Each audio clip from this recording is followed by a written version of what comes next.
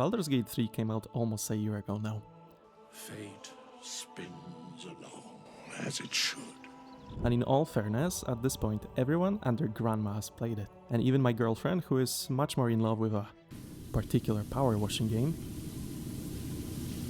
has gave Baldur's Gate a brief go. And you know what? That means something. Those kinds of RPGs are not easy to get into. They cannot understand why I trust you. This strange.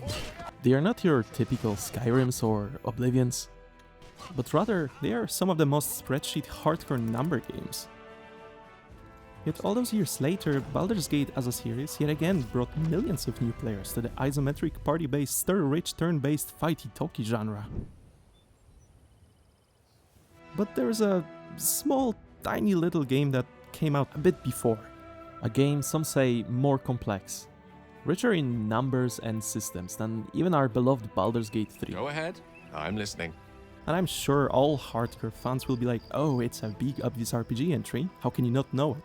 And as embarrassing as it is to someone who's literally working around games for years now in my private life, I've not heard about it. Or at least not until a couple weeks ago when I picked it up on a Steam sale. Do you know who you are? Yes, I do.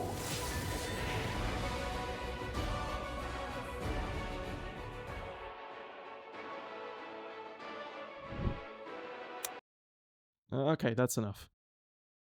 Pathfinder Wrath of the Righteous. A game that came out 2 full years before the complete release of Baldur's Gate 3, and oh god, if only I knew how little I actually know. So short story short, I am no cRPG expert. I know nothing of D&D rules, never held a dice in my hand, never seen a real dragon or been to a dungeon. Never even disarmed a trap with my own man-bird hands. But nonetheless, I decided to jump straight into what some might call the most complex and the new player confusing cRPG. But through pain and tears, I actually loved every second of it. So as I launch the game, I've got a warm cozy welcome by the game difficulty screen.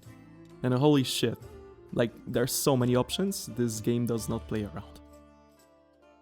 You can customize your run however you want, but I'm not about playing a hero on my first playthrough, so I just went with normal. Spoiler alert, many times during the campaign I had to turn it down even lower. Yeah, I know. Right after selecting the difficulty though, you were faced with this monstrosity. And I must tell you, this is where I got lost pretty hard first time I saw this. The sheer amount of stuff to do in Character Creator is nothing short of insane. There are like almost 40 classes to choose from, not to mention almost all of them have subclasses if you want to try something different. Like, what the fuck is a metamorph?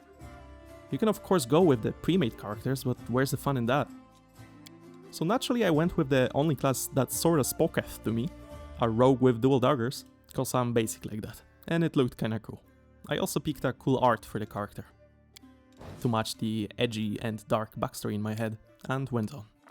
Now I had to choose between 12 races, bajillion backgrounds, allocate points to skills and abilities, yes, those are 2 different things, then allocate feats, sort of passive and active abilities. Then choose spells, then choose faith, then choose your alignment, so whether your character is lawful good or chaotic evil. After all that, you can edit your appearance and choose the voice. Ah, a test of my abilities. Youch. Though I have to mention that all those systems are interconnected in one way or another. For instance, here we can see the mobility skill is just a bonus dexterity plus some extras based on your equipment, background and so on. Pretty interesting if you're into such football manager level of stat depth. So in short, not every class can use every spell, not every lawful character can have certain religions, not every race can do whatever other races do.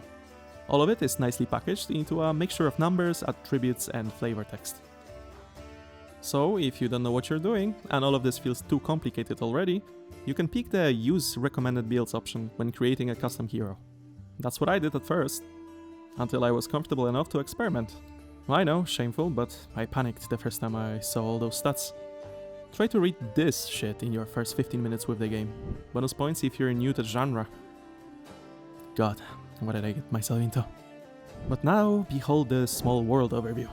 Welcome to the planet of Golarion, the world where every little thing has more lore and secrets than the entire religion system of Elder Scrolls. No, hero, don't pick up that fork. It belonged to the Orgathoa, god of diseases and undead. It gives cancer. The lore is very, very detailed. We start/spawn in the city of Canabres. We have been badly injured. Hey, somebody! We got a wounded fighter. Can we get a healer over here? We get healed, talk to a guy or two, and then the city gets attacked by the demon hordes with a demonic lord as their leader. Demonic lords are demons on steroids that command lesser demons. In this case, demonic lord Descari, lord of infestation, is raiding the city.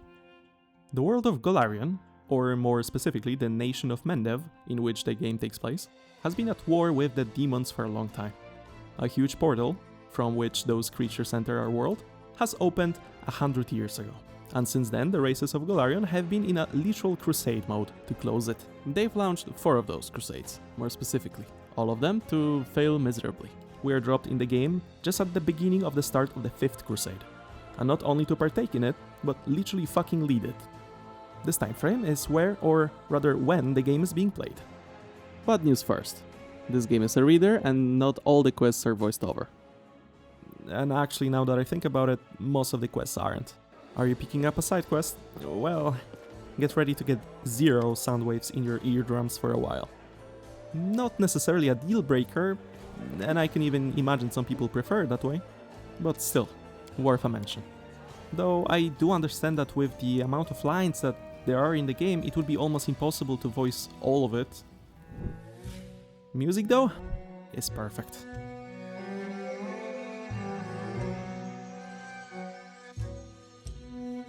God, I loved the music in this game.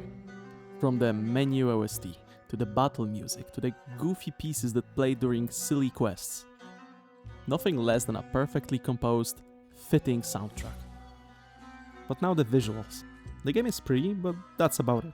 Let's say that the art style does the heavy lifting here. The game is by no means ugly, it's like a 7 out of 10 boosted to 8 out of 10 because of the color palette. The environments have lots of details and oftentimes they tell a story. The colors are vibrant but not overwhelming to the eye.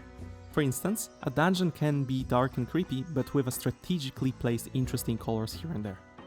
The art style really kept the whole thing together, even if the textures are not the sharpest and models not the most complex.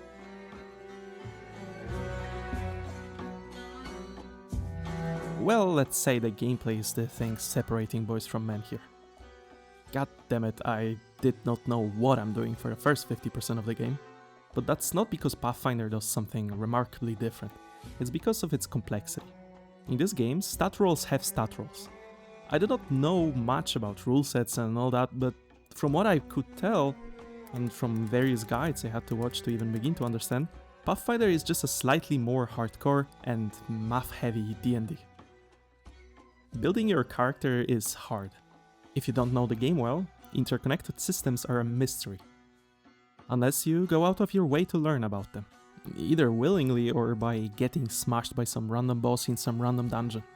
And I don't know, maybe I'm a little weird, but that's fun to me. The fact that I managed to fuck my build up, even though it was so simple, made it fun for me to learn the game. I experimented with feats, skills and abilities, even though technically I was supposed to follow a predetermined build. Experimentation helps you make better decisions later. And if you're learning the game like I was, playing on normal difficulty, or lower, gives you the possibility to respect your character. Pathfinder makes you feel like you have control, and as daunting as it is at first, you do have control over everything. Your character is a bunch of stats that you edit throughout your entire playthrough, be it by items, leveling up or dialogue. And it's only up to you if your build is going to work. You know, when you play Skyrim, do your questlines and become the Dragonborn you always wanted to be when you grow up, you feel powerful. Your character kind of ascends above everyone else. You learn shouts, kill dragons and absorb their souls. You just feel cool. Pathfinder makes you feel kind of the same after a certain point in the game, due to the mythic paths. But first, a bit of an explanation. So, in most isometric cRPGs, your max level is never super high. In Baldur's Gate 3, for instance, the max level is 12. That's because there is a certain scale to our character's power in those games. In D&D, conventionally, max level is 20, and everything above that is an insane overkill. A level 20 character in D&D could level cities, fuck around and never find out, or beat a god in beer pong. No point in going further with a D&D campaign when your character has reached pretty much a godhood. But in Pathfinder there is this thing, mythic paths. It's something that is very special to Pathfinder Wrath of the Righteous. The adventure here is long enough to let you get to level 20. And the mythic paths let you basically ascend even higher, into a being far beyond mortal. Mythic paths are a separate leveling system in which you decide what you become. Ever wanted your character to be a literal angel or a demon? Maybe a walking swarm of insects? Well, you can do it here. And it just feels awesome. This kind of lets you level up your character to level 40, if you build right. So many build possibilities, so many ways to play the game. And apart from that, at some point in the story you get to do the crusade business. And to be fair, that's something that not everyone likes, but honestly for me it added a lot of additional depth. It was kind of distracting at first, but I did eventually get used to it. So in Pathfinder, like in many other cRPGs, you make your party of characters travel on a literal map, with random encounters and all that. But after you get to the crusade mode, you literally get to move entire armies. Recruit units, get audiences from people around the world, set up councils, build fucking buildings, fight armies of demons in a sort of Heroes of Might and Magic style with abilities and commanders and everything. Like what? Pathfinder makes you excited to play it. Each act is something new, something more fun to do. I rarely just sit through a game and play it from start to finish, but with this one, I spent entire 3 weeks playing it every single day just to see what happens next. To see my characters become stronger, to see their arcs finally finished. But talking about character arcs, the story is long, and I mean it. The game took me 100 hours to finish, but then again, I do not have a lot of experience with isometric or cRPGs, so learning did probably take some of the time. But get ready for plot twists, lots of side quests, random encounters, and world map with characters that are really interesting. Not to mention some amazing companion questlines full of surprises. I don't think I will ever forget Camelia's storyline, for example. Story of Pathfinder Wrath of the Righteous is a story of epic proportions. At the beginning of the game, you hear a lot of names, a lot of lore. Discari's here.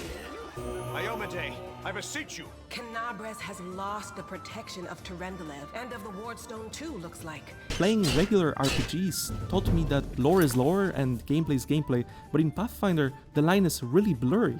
In Skyrim, you might hear about the gods, but in Pathfinder, you meet and converse with them. Summarizing, go try the game. It's on sale very often. If not to finish it completely, at least try it out. I'm an example that not knowing a genre well does not mean you cannot just jump in one of the most in-depth titles representing it and enjoy your time. Yes, it was hard. Yes, it was time-consuming.